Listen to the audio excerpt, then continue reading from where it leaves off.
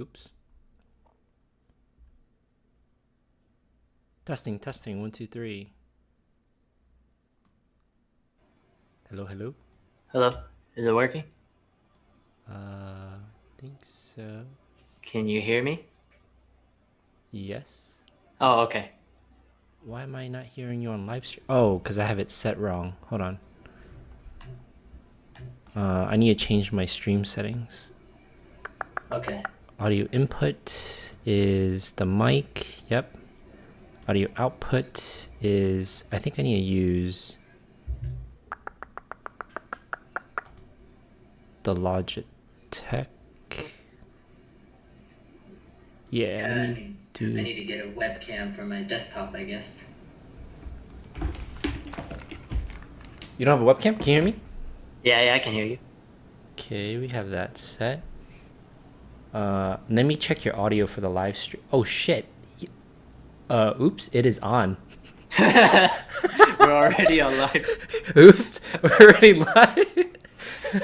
Wait, can I see the live on if I just go to YouTube, right? We're already on live. Yeah. Oh yeah, you're That's live. so funny. I accidentally turned it live. Yeah, this is what happens when you're a noob at live streaming. Because I was like, why is Kevin already posting on here? You But said worrying. yeah, we're so unprepared. Well, I'm so unprepared. I feel kind of embarrassed, man. No, it's all good.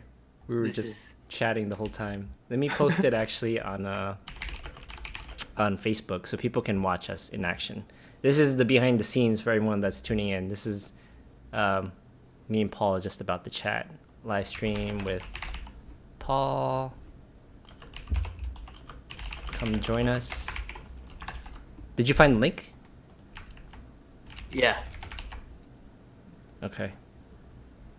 Let me see. Dope. Cool. All right, Paul. This is this your first live stream? This is my first live stream ever. Ah, awesome, awesome. Okay. And I was gonna say we gotta call out the elephant in the room, where I'm an introvert and Paul's an introvert, so we might have some awkward silences in here, but that's okay. Yeah. Some awkwardness for sure. Just a little bit. But anyways, Paul and I just got off another chat with Kevin. Actually, we recorded a video about BLS, so that should be interesting. Yeah, we've been talking for over like what is about 2 hours now, so hopefully we can keep it going. Yeah, 2 hours. But we're not gonna talk. Like, at least I don't want to talk about pharmacy and stuff because that's gonna be, I don't know, Hopefully we can keep it going. something different. It's Friday. It's chill. Let's talk about something else.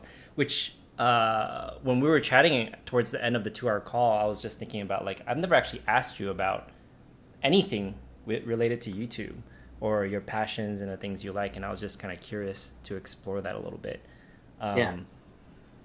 Like, for example, and correct me if I'm wrong, it sounded like you started YouTube to differentiate yourself in pharmacy or to get a job afterwards. Is that why, or is there another Well, reason? well, I started YouTube mainly because I liked making videos. I actually started back in high school making videos with like really, when digital cameras first started coming out and the quality was terrible. I think it was, I don't know, the resolution was so bad and grainy. I think it was less than 480p or whatever. Oh wow, And when was we this? used to, this was back in high school. Yeah. Even middle school, maybe I was making videos. If I go back into my old files, I could probably find some really old, funny stuff Oh, from high school and middle school. this was on YouTube, or you just making videos in general? Oh, I was just making videos in general. YouTube wasn't even around when I first started making videos. And and then in college, like undergrad, is when I started actually making YouTube videos and posting them. And it was first just more kind of related to health, like just general health for education for kind of uh, the youth, like teenagers or middle schoolers, kids, kind of thing. Where did you post? Did you post it or like? Yeah, I did post those videos on YouTube, but I've taken them down since. And I started that, and then I moved on to making pharmacy related videos because I couldn't find that information when I was looking to go into pharmacy school. I couldn't find information on, how to do it, what's the recommendations and whatnot.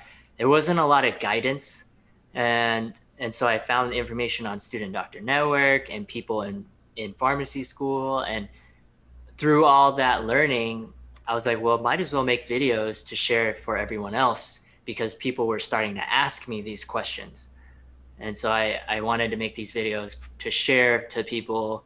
Obviously, those videos don't make that much money on YouTube. My AdSense is pretty low.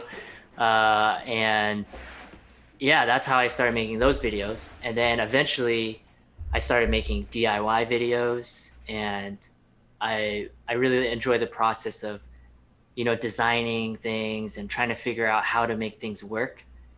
And then also filming it in a way where I'm kind of telling a story. I'm still working on improving my storytelling abilities. It's not very good right now, but that's something I want to work on.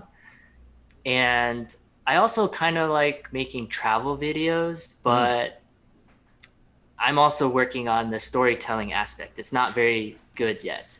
That's still something new. How do you rate that? I'm just curious. Like, how do you tell if you have good storytelling or bad storytelling? How do you know you need to improve it? Like, what do you? I just compare myself to other people making the similar type of videos, and I'm like, wow, this is so good.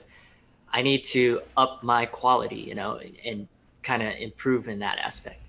Like Kevin Yee? Kevin Yee's Yes. Yeah, like Kevin Yee. Like, I don't do live streams. I need to do some live streams, I guess. This is my first one. That's so crazy that this is the first live stream. I am fortunate for those viewers that don't know, but Paul's the OG pharmacist on YouTube. I would almost guess that you were probably the first pharmacist on YouTube, which is pretty cool. Yeah, I think it was kind of risky at first because people thought I was kind of weird when I was in pharmacy school. They were like, you make YouTube videos? You're weird, They just kind of like had a weird look to their face, but now it's completely normalized. Like elementary school kids want to be a YouTuber as their career, right? So it's very normalized now. Even at interviews that I've had, at the beginning, a lot of people were like, what? You make YouTube videos? They thought it was kind of cool. But now they just like, oh, okay, you make YouTube videos, oh, whatever. It's not a big deal. I know nowadays it's about the TikTokers. People care about the TikTok. TikTok, yeah. Do you have a TikTok? I have a TikTok, but I have not made any content for TikTok. You just a consumer of TikTok. I'm a consumer of TikTok, yes. I actually found out about TikTok when I was in Taiwan, traveling, about a year and a half or 2 years ago, I believe. I found out about TikTok. And this guy I met, he does some tech stuff, and he travels back and forth from the US to Taiwan because he has a girlfriend over there. Mm-hmm. And I met him on the MRT, which is the subway or the train line. And he was like, the next big thing that for your social media is you need to grow your TikTok. He told me that. He's like, that's going to be the next big thing. I should have listened to him. we still can grow your TikTok. Yeah. Do some dancing. Well, the other thing, I was like, are you sure I could do TikTok? It's like, looks like it's all dancing and stuff. My DIY stuff is not going to be relevant on TikTok. But I think it could be now, actually. Didn't you make a comment that something I'm not making any sense, that you were going to do a TikTok dance if someone liked your video or something like that? I was just trying to get people to click like on my videos. It did not work. No one cares. No one wants to see me do a TikTok dance. Oh, you got some comments. I don't know if you have I don't even see the comments, so I don't know. How can we make you see the comments? Let me share with you the video. Maybe if you have the video open, you can see it too. Let me send you here's the link. But otherwise, I'll read it off to you. So the first one is from I see, yeah. Daily Dispense. Great advocacy, guys. What's the most interesting story you've come across in the profession? Interesting story. Interesting story. I mean, there's always interesting stories of people randomly quitting and going to do something else. I'm trying to think interesting story. That's a little vague. Yeah, like, are you talking about like a patient interaction, or are you talking about? Yeah, I don't know what you're exactly. We need more specifics. Yeah, I don't even know how to answer the question necessarily. I guess one of the most interesting things is actually meeting Paul.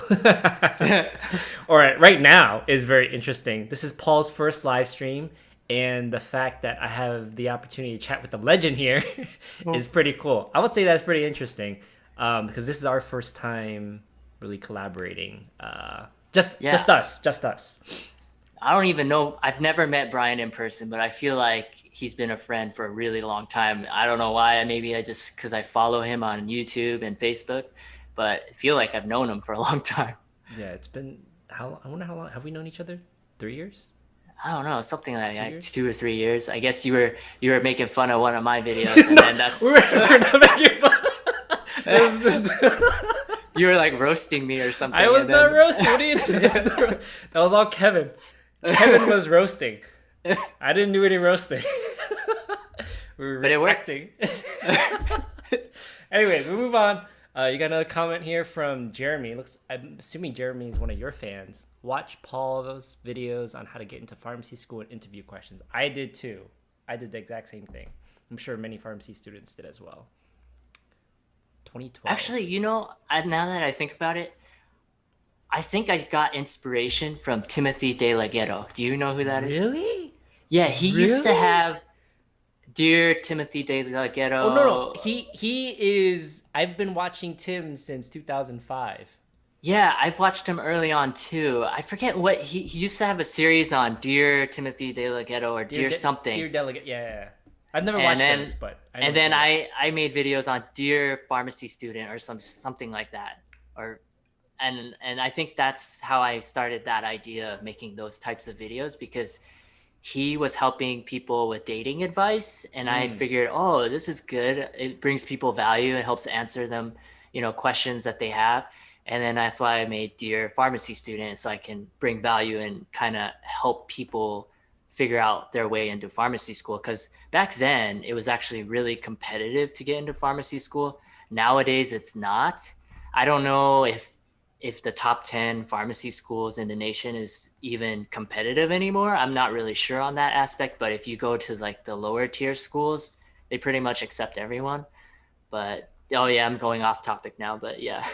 that's the point of the live stream, is just to talk about whatever. But yeah, I think I probably shouldn't don't quote me on this, but I think that the statistics for admissions used to be like 15% or lower for pharmacy schools back in the early 2000s. Yeah, back in the golden days. The golden days. I think now the most recent one I saw was like 85% acceptance rates. Yeah, it's around there, mid 80s, around there. Yeah, but I believe when I went, it was like 40% national acceptance rate. But the school I went to, from my memory, it was 10% acceptance rate when I got in. Where did you go? I went to the University of Washington, but when I went, it was a top 5 school. But I think now it's still in the top 10, but I don't know if it's in the top 5 anymore. When did you apply? 2008. So. Whoa, that's a long time ago. Yeah, 2008 or 2007, 2008 cycle is when I applied. Yeah. Oh wait, I was thinking wrong. I was thinking about my graduation date. I applied in 2009. So I mean, I was. Oh, usually you were like 1 year. Yeah, just 1 year. So I'm 1 year younger.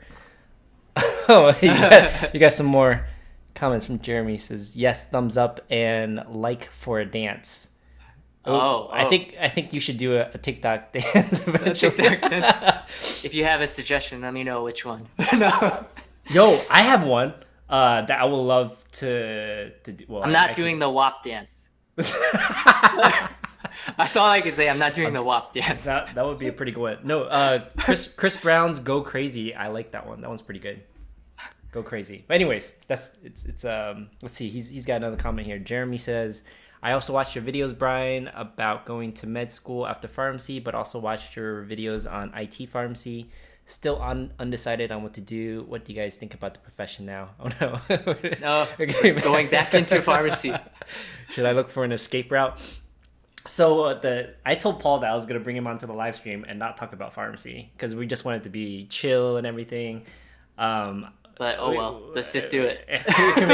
why don't you go ahead and start first? So the question, there's two kind of questions, but they're related. What do you guys think about the profession now, and should I look for an escape route? I think now is pretty tough for people coming out of school because of the pandemic, and also it's going to accelerate automation and new technologies implementation. But the retail space, of course, is going to shrink. But then there's going to be other opportunities that come up that we just can't predict. And there'll be probably more online pharmacies, and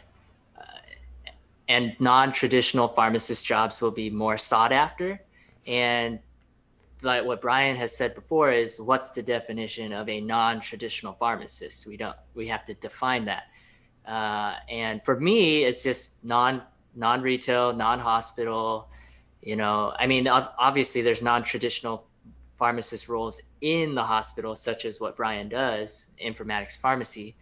But there's also a lot of things like medical science liaison.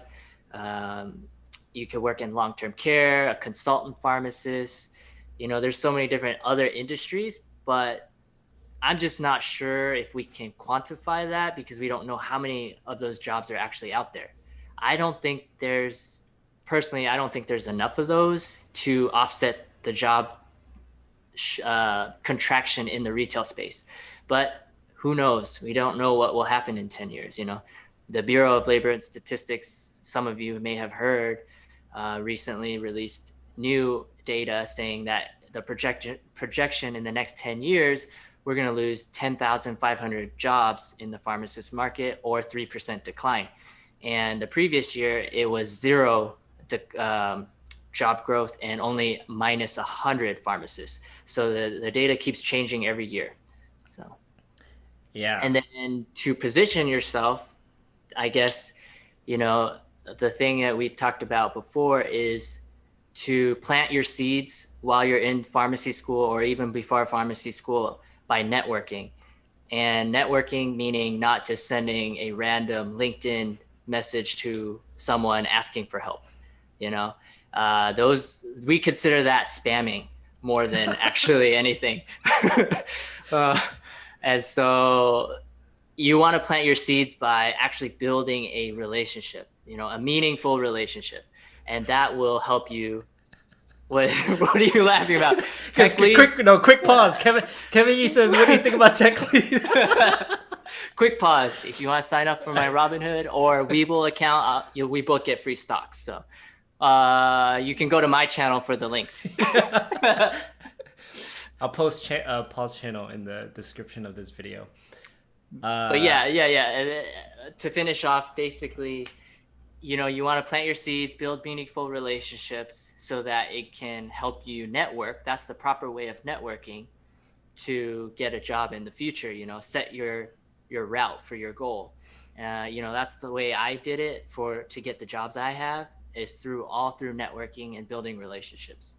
So yeah, go ahead, Brian. It's a tough question to answer. I think the main thing, I'll answer it very direct. So what do you guys think about the profession now? So I can say without a shadow of a doubt that I absolutely love my job. But I think that's a unicorn. I don't think that represents nearly the vast majority of people. I love my job. So when you ask me what I think about the profession, like I have nothing but good things to say about what I do in the profession. When I think about the BLS, I mean, it's, to me, I think in general, the pharmacy profession and every other industry out there, and maybe this is my bias due to being in informatics, I think every single industry, including pharmacy, is going to have a rapid shift. And I think that you would be naive to think that there would not be a job loss in many different industries. So I don't. It's hard to say, what I think about the profession. I just think that if you're in the profession and you're worried in some ways, look towards what the future may hold in terms of these new technologies. And I know Andrew Yang talks a lot about this, like just trying to upskill yourself in those areas. I don't know what point I'm trying to make either, but but basically what I'm saying is that I'm in the profession. I love my job, and I think that there are ways to make it work. Um, there, yeah, I don't. I feel like that can go either way. Um, I don't know, man. I don't know. I just think that you need to be able to adapt to new things to stay competitive, and that's true in any industry. Yeah. And I guess another advice for if you haven't started pharmacy school is to look at the finances.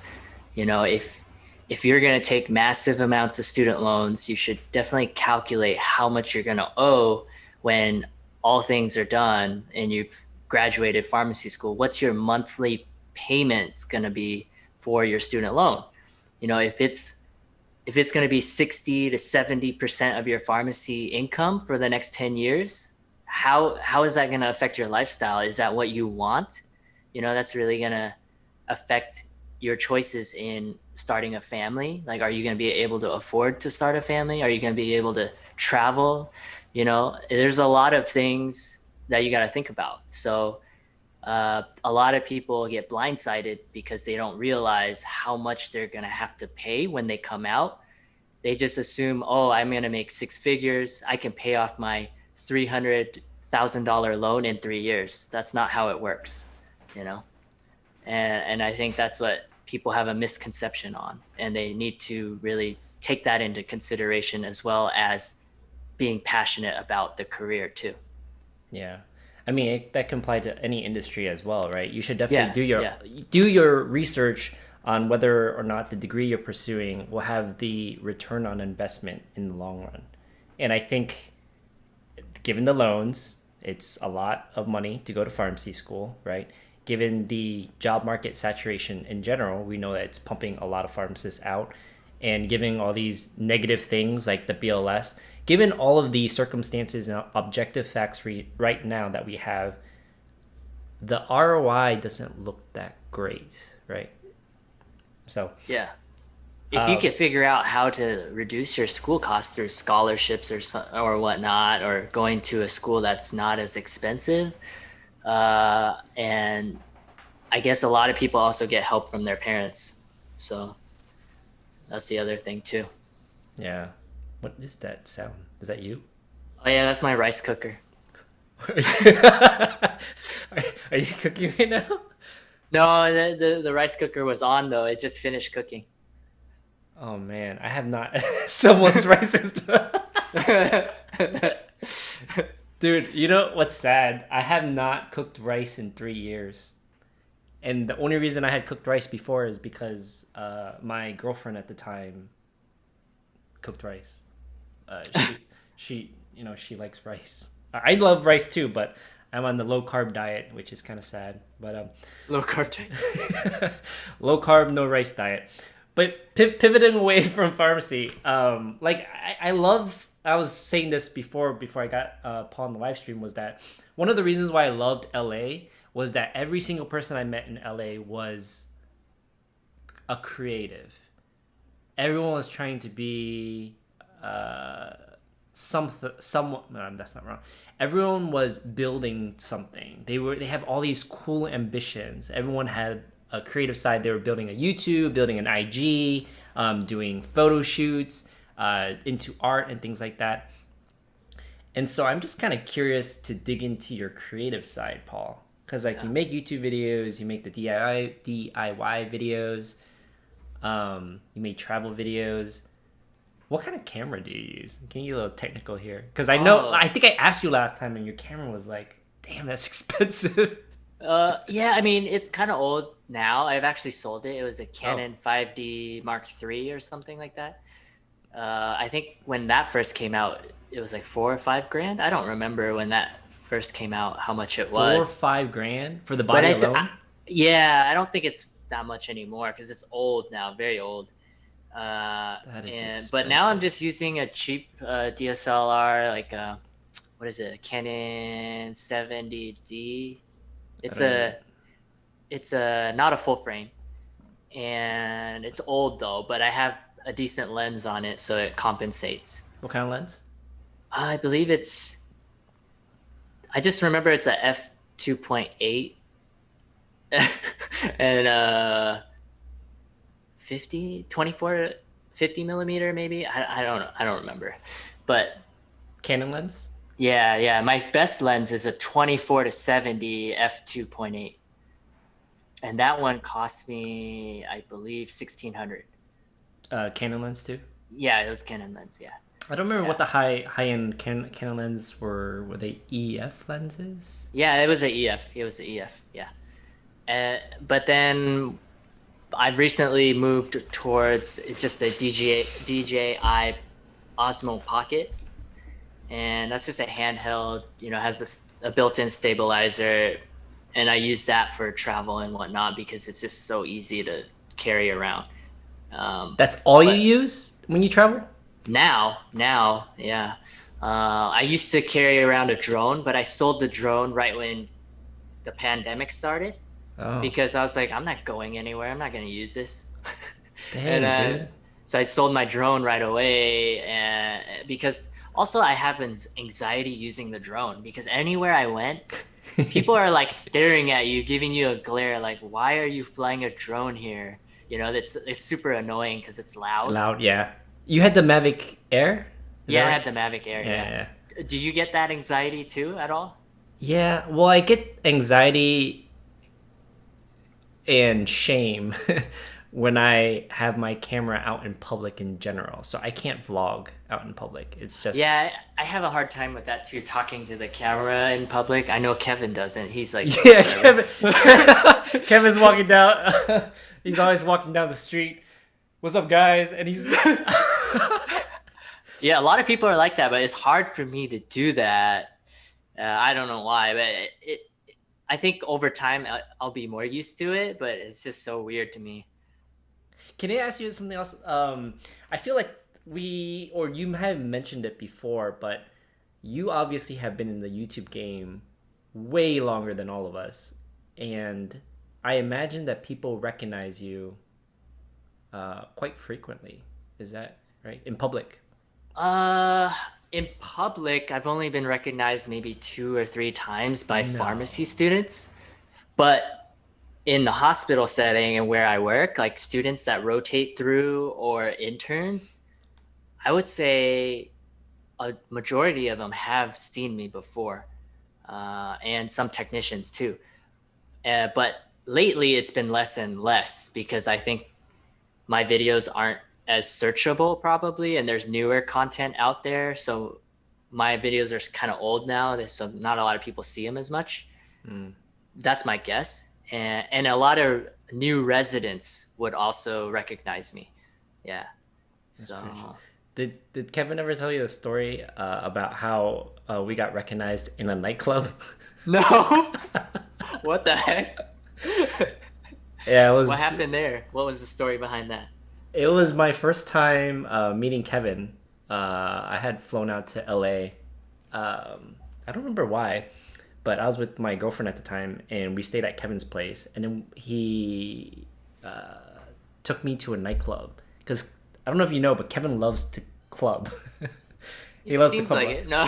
Yeah, he clubs a lot. The dude clubs a lot. But we were in a club and we were just standing on the side. We were just posted up against like the couch or something, and a group of girls walk over, and they pass us, and they just had a strange, I don't know, feeling about them because you get a strange feeling when someone walks by, and then they did it again. They walked by again, and I was like, what are they doing? Like this is a nightclub.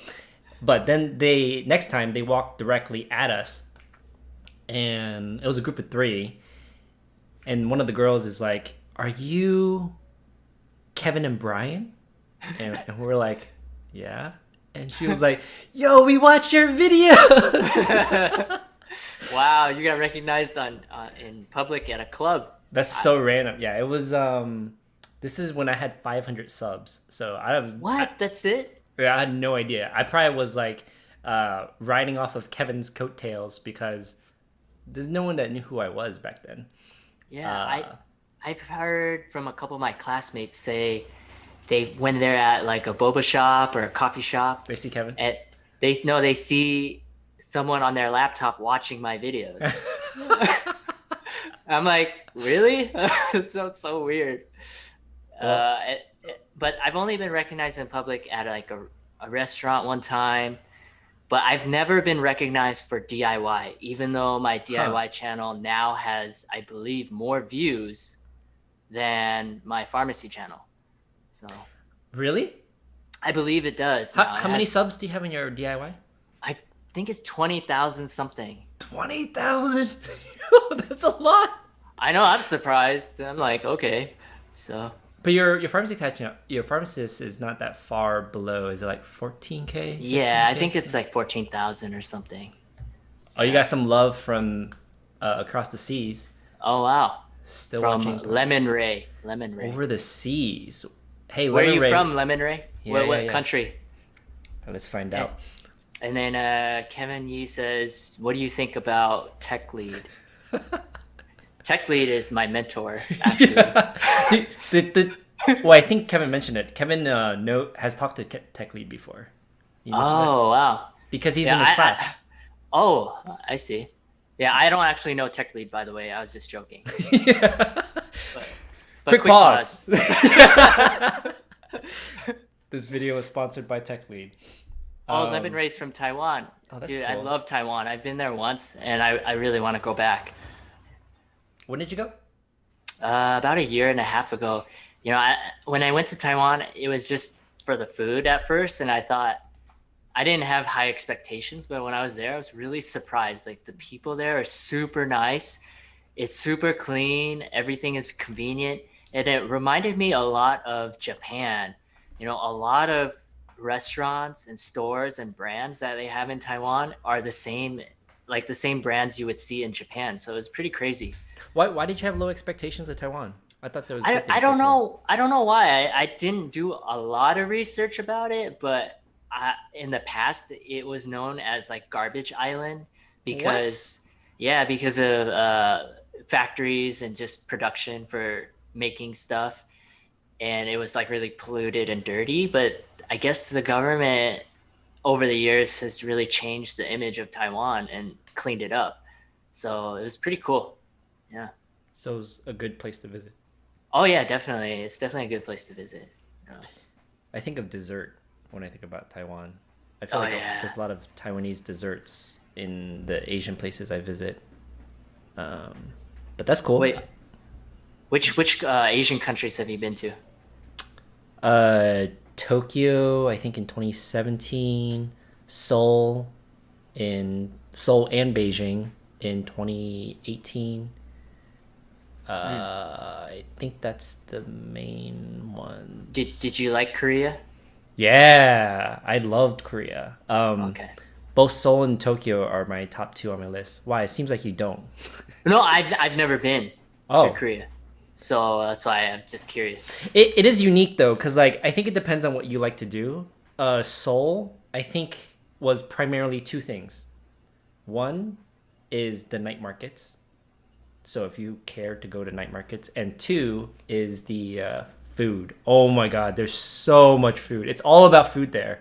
So the whole time we were there was just exploring night markets and going out to eat. That sounds like Taiwan. They're known for night markets and Oh. food. Yeah. So Was like, what are the other? I guess that's what you do in a lot of places. I was thinking about like touristy things. There wasn't as many touristy things in Seoul as I was thinking. I see. But food sounds good. Food is always good. I like food. So what about you? What's your creative side? Yo, that's too vague of a question, man. I don't know. Well, I think that we might even be more similar than I had expected, because when you started talking about storytelling, I think maybe when I first started making videos, I was just like literally recording whatever that came to mind. But now I'm more methodical when it comes to creating videos. You know, trying to tell a story, but in a way that's captivating and keeping the audience engaged. And what I mean by that is being more structured, like how Hollywood films might be, where you have like a background, a conflict, a resolution, where you take the audience up to a high and bring them back.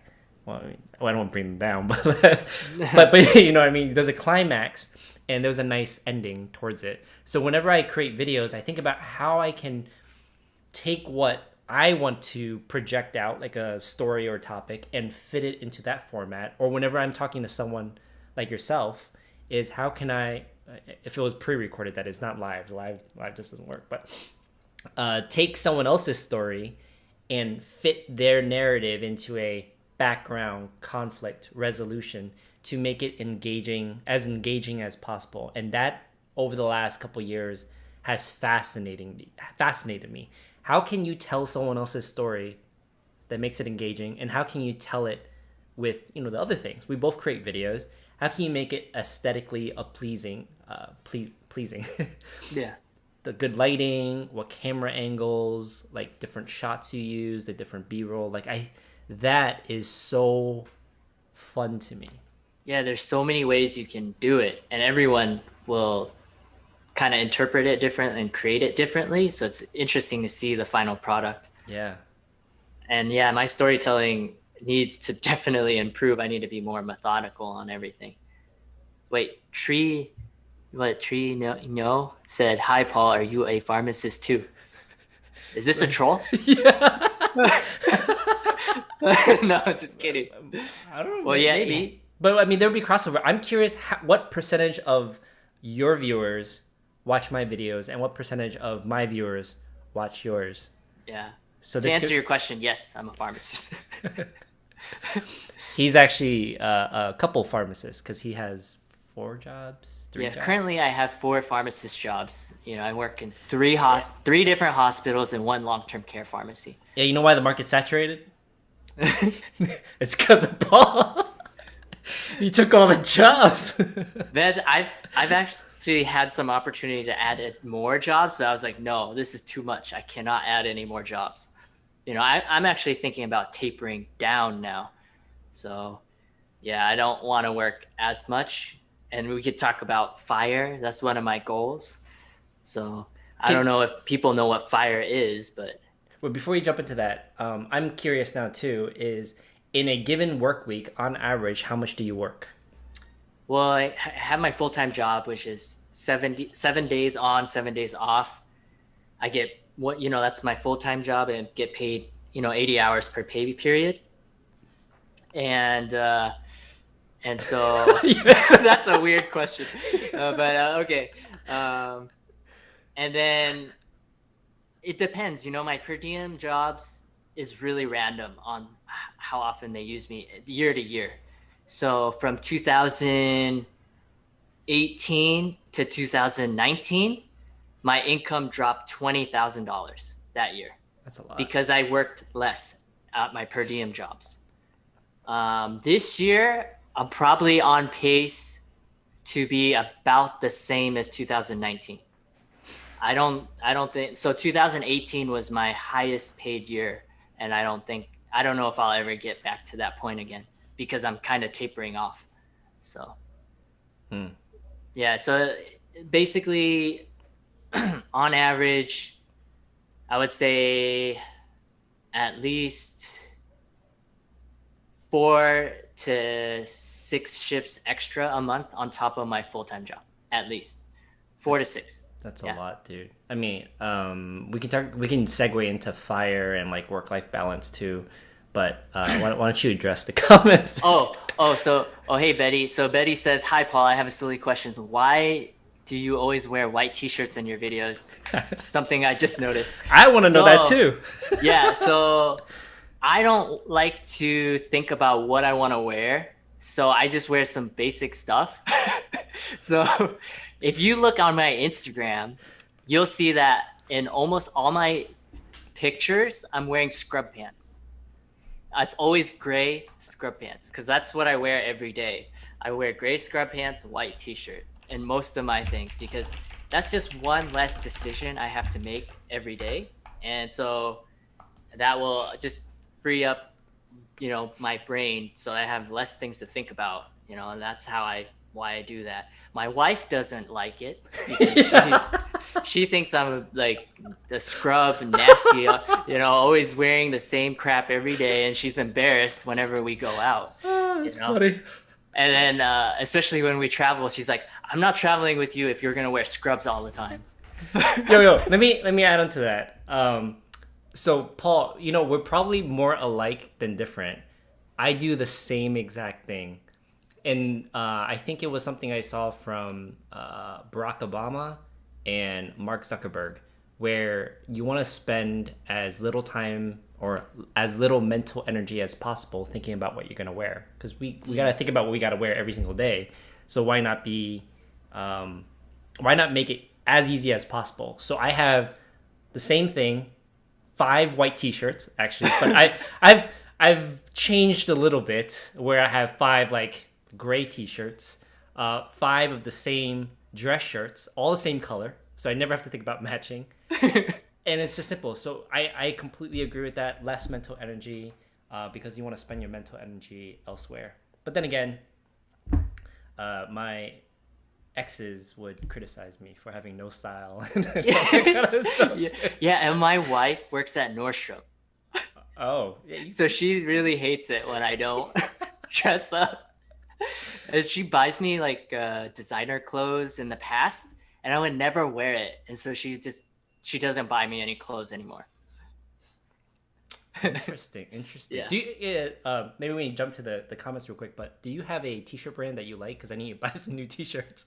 Oh, I just buy like the generic Nordstrom ones because we get a discount because she's an employee. It's funny that you say generic Nordstrom ones. Yeah, they have like what is it, generic Nordstrom brand or offline brand, or I forget the name of it, but yeah, it's just generic stuff. And then I have some maybe Old Navy, right, the plain t-shirts. Okay. Yeah, that's about it. Yo, we got yeah, I don't know who Tree is, but he's kind of funny. He says, do you have a YouTube channel, Paul? Oh, you want to answer that? Yeah, it's just called Paul Tran Pharmacist. And he has more than one. Yeah, I have a DIY one too. And I help my father-in-law with a gardening channel as well. Okay. And my travel channel is like not good right now. I don't really post a lot on there. Oh, you have a travel YouTube too? Yeah, but it's like boring. Like I need to be better at the storytelling. Yeah. How many subs do you have your travel one? I think less than 50. Oh, 50 subs? Yeah, less than 50. Okay. It's pretty bad. It's pretty bad.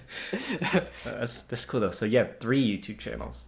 Yeah, well, but 4 if you count the gardening one. Oh, okay. Yeah, because I film and edit that stuff too. Oh, wow. So, that's a lot. Okay. Yeah, but I don't really post on all of them regularly, so that's the thing. Okay. Tony says efficient and smart. What's up, Tony? Tree says good lesson. I'm gonna order 5 black teas now. Yeah. Why don't you put your affiliate link in your description for those 5 teas? Yeah, let's get some affiliate links in there. I'm actually looking for a new t-shirt brand type to buy. I was trying to think like where should I get some t-shirts? What are you wearing right now? That's inappropriate, Paul. You can't be asking me that.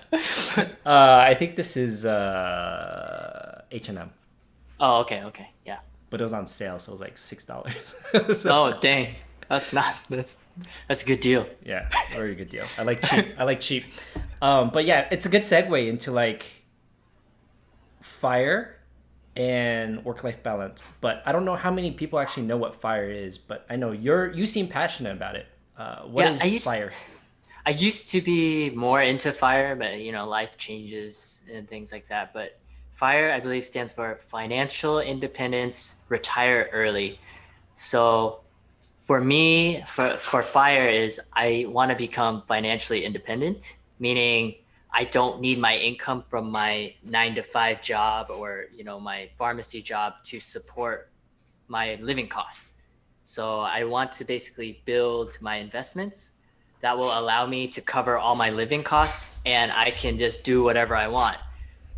That doesn't mean I'm gonna leave pharmacy after I become FIRE, but I will still work per diem or part time, maybe point 0.6, FTE somewhere, so that I can at least keep my health benefits. I'm not really sure. And then that will free up my time to do more projects on YouTube, creating content, travel more, just things that kind of open up what I want to do, be more creative and basically be my own boss. I can do whatever I want, you know. I wonder if that's more of like a millennial type thinking where, the traditional thing is that you work until you're 65 and then you retire, then you go travel, then you spend your money, then you relax. But to me, when I looked at FIRE is like all these people that are hustling hard in their early 20s, late 20s, and their 30s, saving upwards of 70% of their income. And then, like what you said, you might still work part time, but basically you have enough money at that end goal, which I think they usually say $1 million is what you work towards. For me, it's 2 million, and my house is paid off. Oh, so you have an actual concrete goal. Okay, that's cool. Yeah, that's my goal. Yeah. So yeah, once you reach there, you basically have the liberty to do what you actually love. Not that you don't love your job, but you have more freedom to do what you want on a day-to-day basis, which I actually am very envious of Kevin for, because Kevin and Matt, because they can kind of do whatever they want, and I think that's super awesome. But jump to the question real quick. So Halil says, any new thoughts or updates about the new ASHP mid-year compared to the previous video? Did you hear about ASHP going virtual, by the way, the conference? Not until you posted something on your Facebook or Oh, something. you watched my videos? I thought it was like, oh, okay, that's interesting. That makes sense, though. Yeah. Have you I been haven't been to a mid-year since school. But you've been to a mid-year. You have I've been to a mid-year, yeah. I've been to one, and it was in New Orleans. Yeah, Okay. back in 2011 or 10. It might have been 10. Yeah. So Do you have any thoughts about it? Like, I mean, you get the premise of what they're doing, right? The whole entire mid-year is going virtual. And that's crazy. I don't know how much you know about all the different things they do at mid-year. Like, can you imagine like going virtual? So some of the things I think about is the residency showcase, which is huge, right, for people who want to do residency. But then there's PPS, which is another big area, especially for people who are looking for out-of-state positions, be it residencies or jobs. But that's huge. And it's also huge for industry, by the way, people who are interested in fellowships. And then there's like the networking sessions that happen at mid-year, the CEs, the exhibitors, and all of that. The partying. The partying. Yeah, I remember partying at mid-year. That was fun. What year did you go? Like, where was your location? I think it was 2011 or 2010 or 11. I don't remember. Where was that? In New Orleans. Oh, New Orleans. Okay, Bourbon Street. So we were basically going to Bourbon Street every night, and that was interesting. Yeah. But yeah, that was really fun, actually. I remember that year. That was the first time I kind of traveled towards the east side of the U.S. But I don't know. I had good memories about that. I have very good memories of partying days at mid-year. But so that's are you at mid-year every year now? Yeah, I've been going to mid-year every year since 2012. I missed one. Do you get recognized by a lot of people?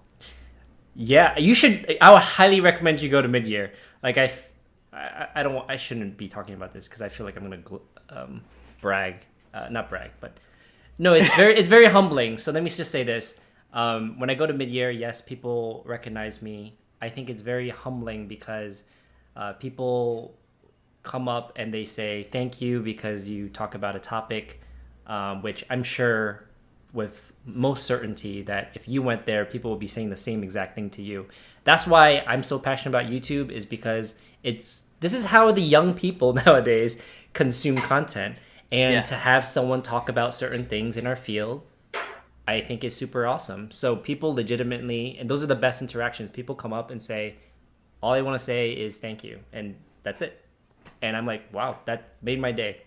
So I'm really happy. But let me finish answering this guy's question, which is Yeah. basically, I don't have any new thoughts necessarily. I was gonna post a second video about ASHP mid-year, and that was specifically how students really should make sure they know how to navigate a internet world. And what I mean by that is like knowing how to host Zoom sessions or host Google Meet sessions, have a working mic and webcam, but know how to troubleshoot it, because I think the ability to quickly meet with someone, which means you set it up, you send out the invite, will be important to maximizing your opportunities at mid-year. But that's the only thing I have new on it. Okay, quick pause. Quick pause. Smash that like button for this video. Oh yes, smash it. What's our likes at? Do we have a lot of likes on here? Yo, if you didn't smash that like button, there's no likes. What the heck? No likes? Yeah. Smash that like button. For those of you who are just tuning in, this is Paul Tran's very first live stream. So, shout out to Paul and hit that like button on there. Yeah, if you have questions, send them in. Yeah.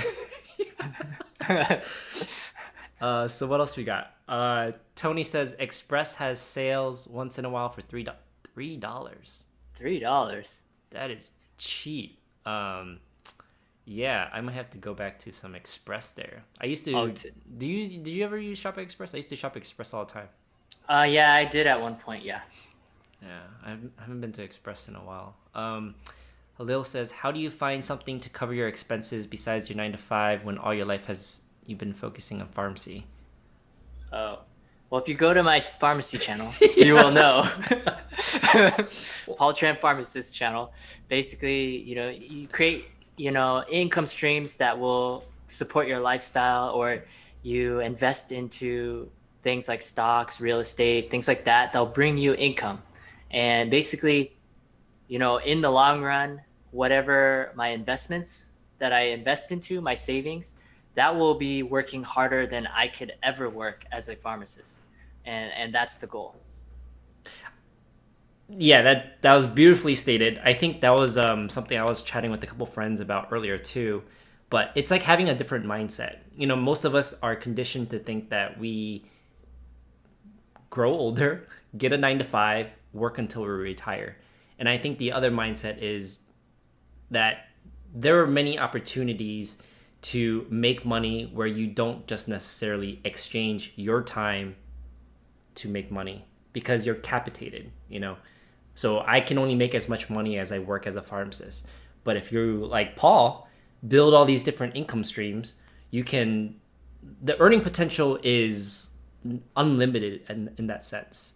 So I think it's a different mindset change. So you can definitely make a lot of money. I'm not there yet, but go watch Paul Tran's video on income streams, and he'll teach you how he does it. But my income streams has not grown enough yet. I'm still in the early stages still. But it's not bad. Do you mind sharing any of your income streams? Like just I don't mind. My pharmacist channel doesn't make that much money. I think before I started posting videos again this year, it was only $30 a month.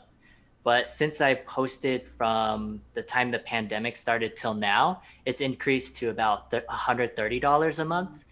My DIY channel has been doing about $500 a month in AdSense revenue. And before the pandemic, it was doing more like $200 to $300 a month. But since the pandemic happened, everyone's going to Home Depot, Lowe's to do, projects on their homes, DIY projects, because they're just bored. And so that channel has kind of increased significantly. And then, Amazon affiliate links, I've been making about $500 a month, mainly from the DIY channel. I get dividend payouts from my stock investments. I don't track exactly how much I make in that area, but it can be anywhere from 2 to 3% of whatever my portfolio is on a given year for dividends. And then, you can make money as side hustles, a bunch of different ones. People do eBay, people do, uh, you know, I've seen what Gary V videos selling Pokemon cards or whatever. I don't know. No, but But even if you held it there, 500 from affiliate links, 500 from your DIY, you say like 130 or 200 from pharmacy, YouTube. yeah, 130. But that alone is a lot of money. Like, Yeah. so. Wait, your volume is a little low. Oh, my bad. I don't know. Is it? No, I just got too excited and I'm talking too far away from the mic. Is that better?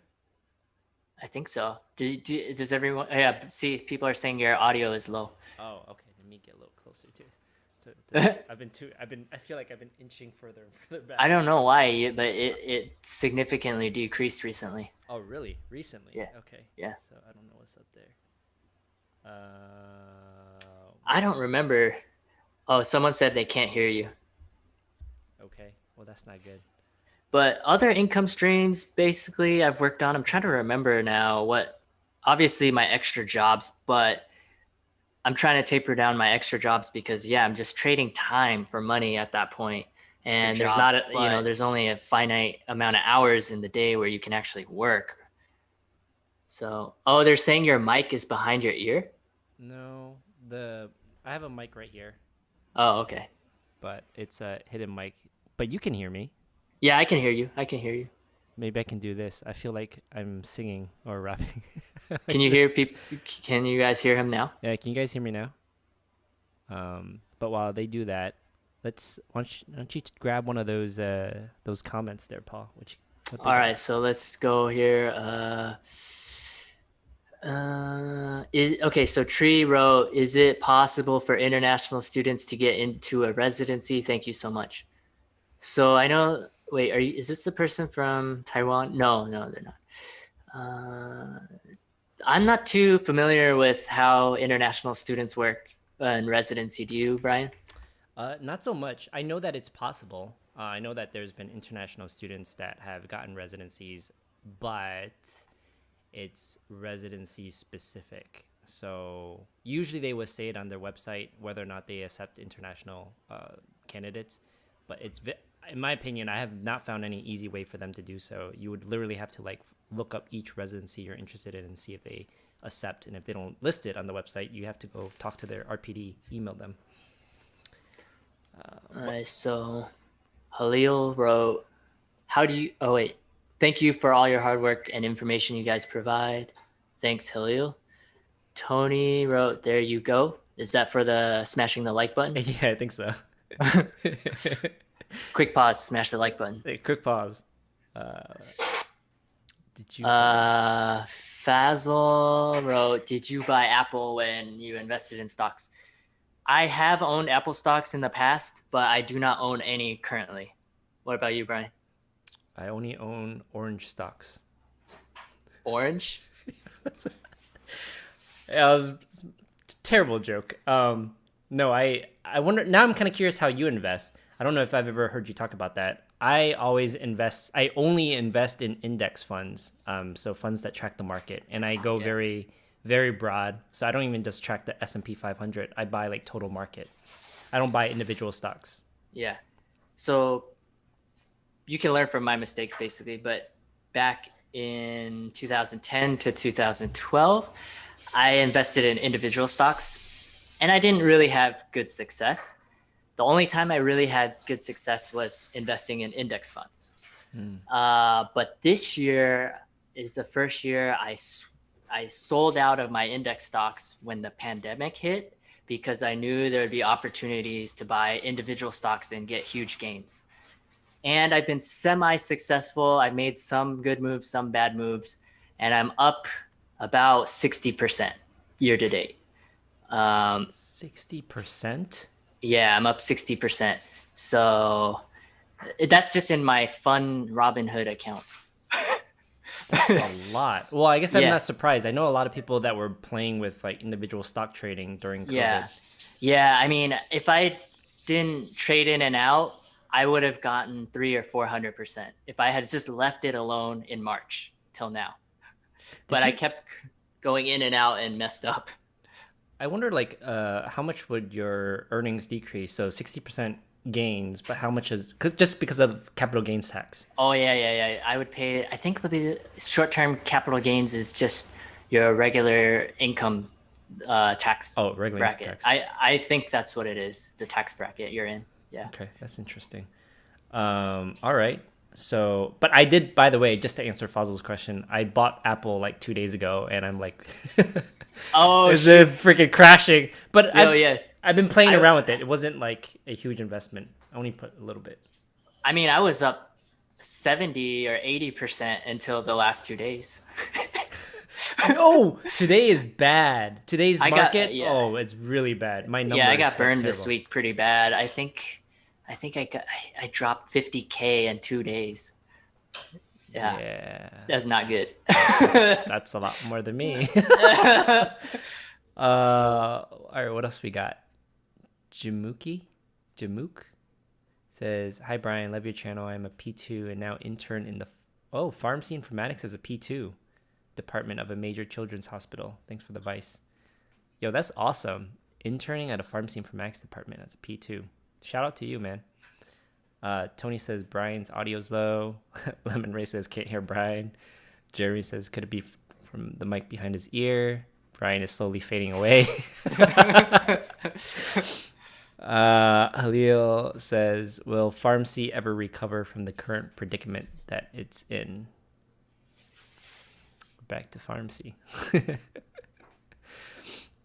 well, we just don't. It doesn't look good right now, but we just don't know how things will change with technology. I mean, it could create new jobs in different areas, but I just don't have high hopes of it creating more jobs than the contraction that we'll see from technology. To sum it up.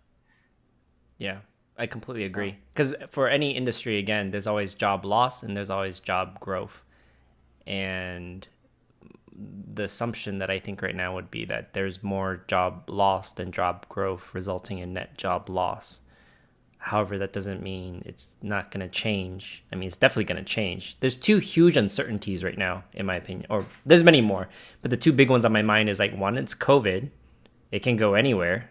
No idea which direction it can go. One example is like the administration, the logistical operations of getting vaccines to all these people. You really think that that can be done by just getting through typical methods? I think that we're gonna want to leverage pharmacists in that capacity. But I have no idea if that's like how that's gonna pan out. That's one. But COVID is a huge uncertainty factor. Basically, it can go up or down. The other uncertainty factor is just like what Paul said, is technology. We don't know which way it could go. I mean, in Washington, they just approved technicians to give it vaccines. What? When was this? Just now. I mean, just recently, because they're preparing for the COVID vaccine and flu season. Wow. So, yeah, they want the technicians to give the vaccines now to free up the pharmacists. That is interesting. I guess I wouldn't be surprised if more of that legislation comes out because Oh yeah, for sure. Yeah. There's a lot of talks in the informatics community, at least, is how do we operationalize the administration of vaccines to how many people do we have in the United States? Like 300 to 400 million people? Is that right? Yeah, something like that. I should probably just U.S. Population is 328 million. Yeah. So, like, how do you operationalize that? So that would be one way. And then, yeah, I guess I wouldn't be surprised if more of those things come out. Tree says he's not from Taiwan. He's Vietnamese. Yeah, I should know that. Wait, you're Vietnamese, right? Part Vietnamese, yeah. Oh, part. Yeah, what's and that part? Chinese. 50-50? I think 75 Chinese, 25 Viet. Oh. Yeah, but what languages do you speak? I speak a little bit of Chinese and a little bit of Vietnamese. I can kind of understand, but I lose more and more every year. Am That goes que by. kum. Is that right? I don't even know. What? Did you just say you spoke Vietnamese? You said you're like okay or something? I think I was trying to say, how are you? Oh. Didi Mao? Yeah. Or what kind of dialect of Chinese do you speak? It's called Jujiao. Okay, Not a lot of people alright. speak it. I have no idea what that is. Yeah, not a lot of people speak it. So Interesting. So pharmacy ITME. How did Tony change to pharmacy ITME? What the heck? There's like two Tonys. So I don't know if you know Tony Dow. Um, he's one of the co-founders of Pharmacy Informatics Academy, but he also has an awesome pod. Oh, we should give a shout out to Tony. I forgot. yeah. Tony Dow, for those interested in pharmacy informatics, Tony Dow, who's been posting in here, has a podcast channel, which he's also posting under in the live chat, Pharmacy ITME, that is an amazing informatics resources where he interviews a lot of informatics pharmacists in the profession, and gives a lot of insight in informatics. Definitely check it out. Pharmacy ITME. But Pharmacy ITME says the potential shortage of freezers. Oh, that was a pro comment for a second. Shortage of freezers that can handle the vaccine is also going to be an issue. That is fascinating. Those kind of things are things that people don't think about. Again, how do you actually deliver the vaccine to 320 something million people? Freezers is one of those barriers down there. I'm curious even what's the percentage of people that will actually get it. I think it'll be less than 50% or 50% ish. I don't know. I wouldn't be 'Cause- surprised. Yeah. Because a lot of people are afraid that it was rushed and they don't believe in it. People are anti-vaccines and people like think it's a hoax. So I don't know, Yeah. that's not. I feel like that's a very political topic. Let's. yeah. That's like, who knows? You're gonna get a copyright strike. I think. Let's see. What is Tony says it's cool. Another Chinese Vietnamese pharmacist. Tony is part Chinese. Oh, he has a lot of letters behind his name. Yeah, Tony's a very, very intelligent dude. He is he's crazy. I got nothing. You got nothing. Tree says, "LOL, that's how are you?" Oh, see, Tree understood me. He understood my Vietnamese. The thing that people don't usually understand when I speak Vietnamese is when I go to a Viet restaurant and I try to order the tricolors, the dessert. Yeah. I think so. You know what I'm talking about? With the coconut milk and the... Oh, okay, yeah. They call them jie. Does that Oh, sound yeah. right? Yeah. Oh, that's it right. is? Okay. People Yeah. always say I say it wrong. I probably am saying it wrong. Jie. Oh, yeah. Jie 3 Mao? Jie Ba Mao. I'm used to hearing that. Jie Ba Mao. Oh, I don't know if okay. I'm saying it right, but every time I go to a Vietnamese restaurant, I'm like, I want some jie. They're like, huh? I'm like, jie. Like, can you just point to it on the menu? So Emily says some states are discussing pharmacy assistants and giving technicians the ability to do more under pharmacy supervision, like what student interns can do. Yeah, that makes sense. Yeah, it'd be very interesting. I imagine there'd be a lot of change as we get further along with the vaccine development. Tony says 3 of my friends speak. Jujiao. Oh, That's the language I speak. Say that again. I think it's Jujiao. Jiao. It sounds almost like Mandarin. Okay. I don't know. I'm losing that language every year, seriously, because I don't use it that much. So What ethnicity is your wife? she's Japanese. Whoa, that's pretty cool. Yeah. Full She Japanese? Yeah. Speak Japanese too? Yep, she does. Oh, For- shoot. That's like tech lead. You are the tech lead. Oh, shit. Yeah, that's pretty cool. I don't want to end up like tech lead, though. Oh yeah, no. You don't want to do that. Financially, yes, but not the other part. Yeah. Poor tech lead. Is your wife first gen? Yeah. Oh, that's cool. You should come on our other channel, our other YouTube channel, Yeah. Subtle Asian Voices. Oh, yeah, yeah, yeah. Have you seen How's it? that channel doing? It's doing good. It's doing really, really well. I think a lot of people are having great reception to it, because we are trying to talk about certain things in the Asian American community. And you just brought one of them up. Is like, you know, are you first gen? Yeah. Yeah. So like, especially first gen Asian Americans, like how have we been impacted, um, mental health wise? You know, the different pressures that we've had growing up. Things like speaking our native tongue. I'm worried that my kids are not going to know a lick of Cantonese, which is what I speak. Like, Yeah, that's gonna be a problem too for us. Yeah. yeah, I don't know. I guess they might speak Japanese.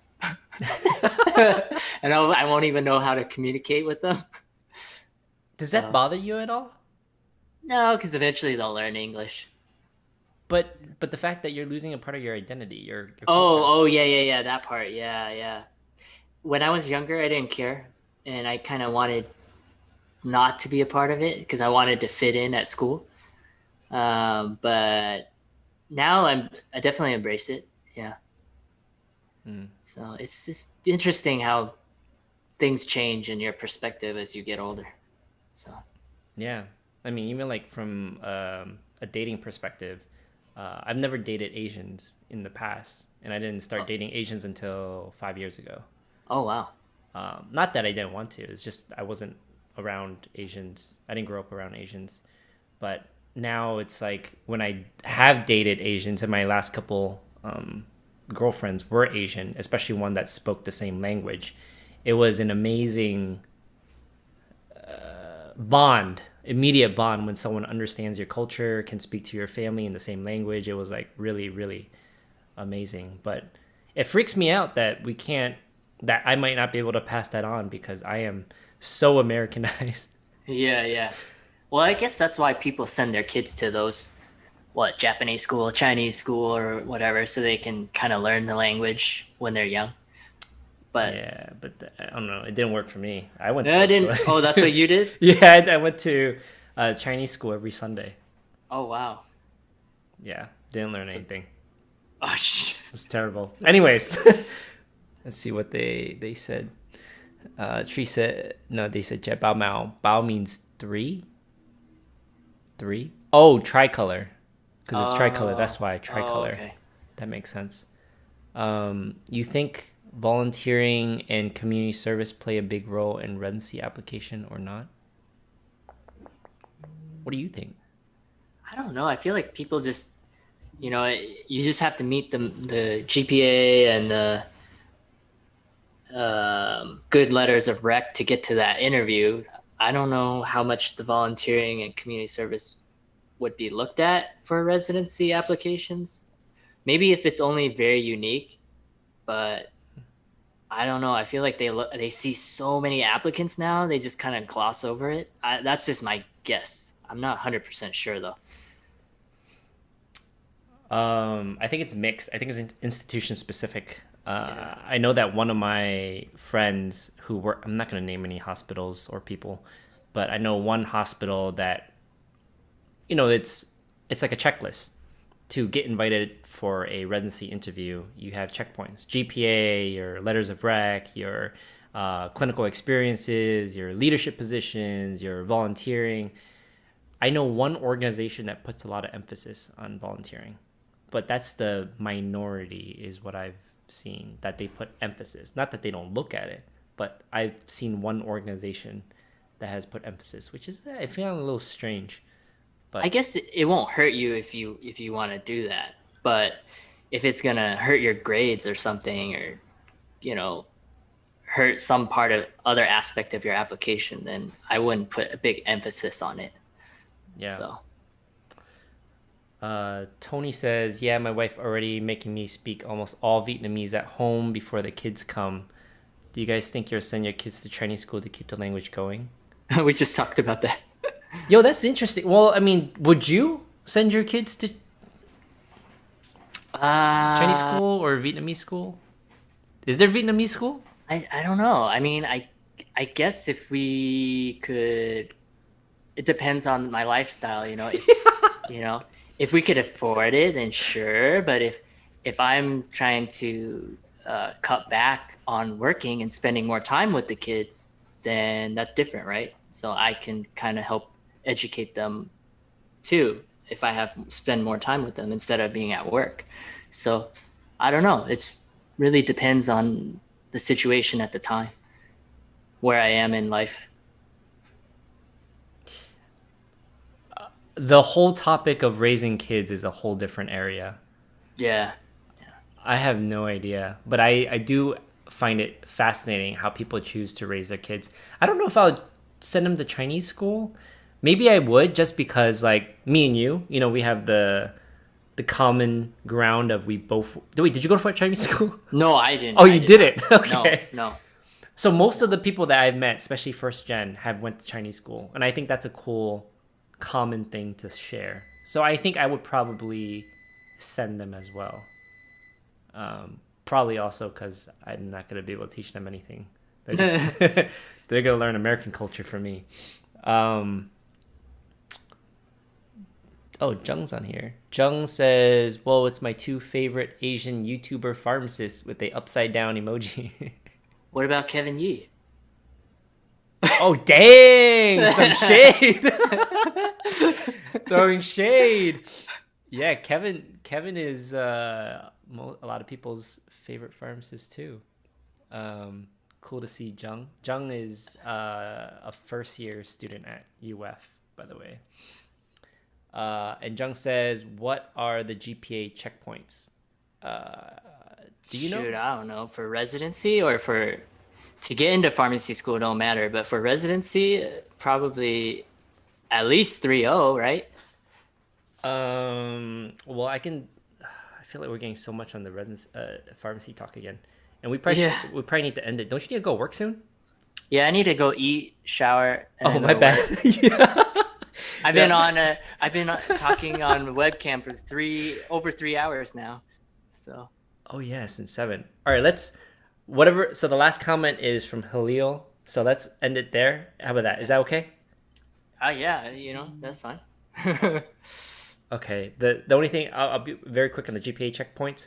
Most people just say above 3.0, but residency is usually like a checklist.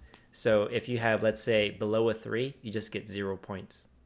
And if you do well in the other ones, you can get invited for the interview. You know, typically residency is whichever candidates have the most points total, then they get invited. Obviously, there are other factors, but 3 is probably the easiest to use. I know some people use 3.5, some people use 3.2. It kind of depends.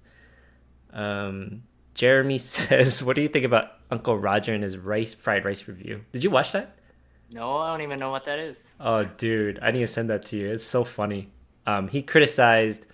So Uncle Roger, I found out about him after this video went viral.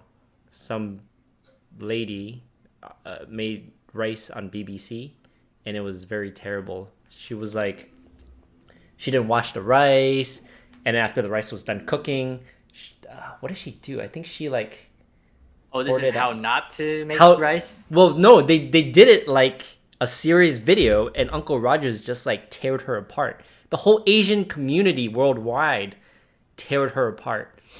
Yeah, you have to watch the video, but I think it was funny. It was very funny. That girl got roasted. uh, Tony says yes. There's Vietnamese school. I was sent there. I wonder how much other schools are there. That's cool though. It's good to go to those schools. Halil says, "Did you guys ever felt not knowing enough during P4 rotation year? Sometimes I tend to doubt, even though I know the thought process behind the answer." Mm, yeah, I think when I was on rotation, there was a lot of times where I didn't feel confident, of course. You just have to find the information and learn from it, and then take whatever your preceptor critiques you on. Basically, ask for like weekly updates, and then following week try to improve on what they said. Uh, but with experience, you gain confidence for sure, and you'll encounter this similar situations over and over.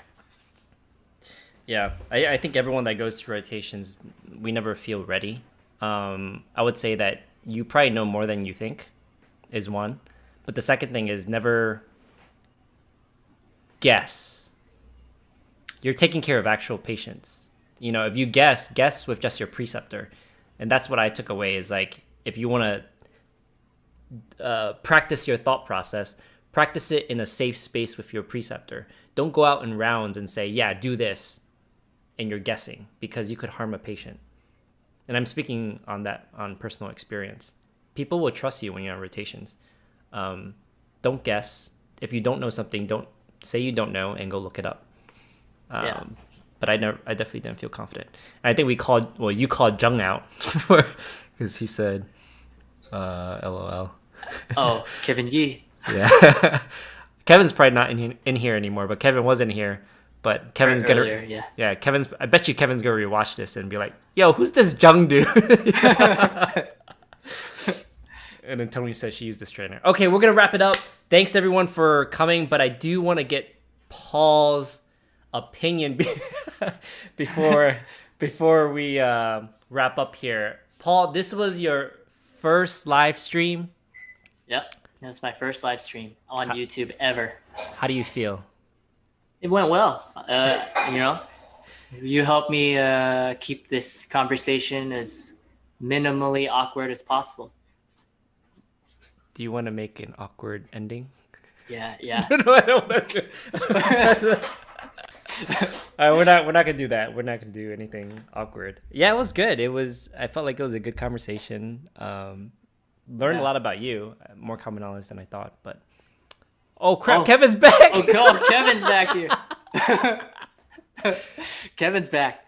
Yeah, hey Kevin, you know who Jung is? Yeah.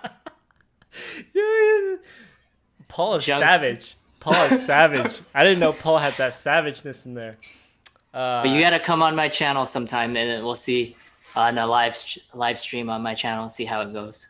Yeah. Same with Kevin. Yeah, we gotta do it next time. All right. Well, shout out to everyone. Thanks to Paul. I told him that I was only gonna have him on for 20 minutes, and I stole him for an hour and a half. No, but for real, good. Thanks for coming on. It was actually a good conversation with you. And yeah. We'll chat next time. Thanks to everyone that's been tuning in. We'll see you around. Yeah, and then check out my channel, Paul Tran. Oh, my bad. Pharmacist. Paul Tran, pharmacist. And if you guys want to get into trading, you can also look at my referral links on my channel for Robinhood and Webull. We get free stocks, both of us. So quick pause. I'll be posting all of Paul's links. Definitely check out Paul's content. He's a great guy. And we'll see you guys next time. Tech Lead sponsored this. Tech Lead. All right, I'm going to end the stream on here. Let's see. All right, see you guys. Cool.